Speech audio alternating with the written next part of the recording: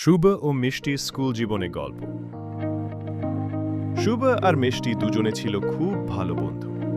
তারা একই গ্রামে থাকত এবং প্রতিদিন একসাথে স্কুলে যেত। স্কুলের নাম ছিল আলোক বিদ্যাপীঠ, গ্রামের সবচেয়ে পুরনো ও আদর্শ শিক্ষা প্রতিষ্ঠান। শুভ পড়ায় খুব ভালো ছিল আর মিষ্টি ভালো আঁকত। তাদের স্বপ্ন ছিল বড় হয়ে একজন শিক্ষক ও একজন চিত্রশিল্পী হওয়া।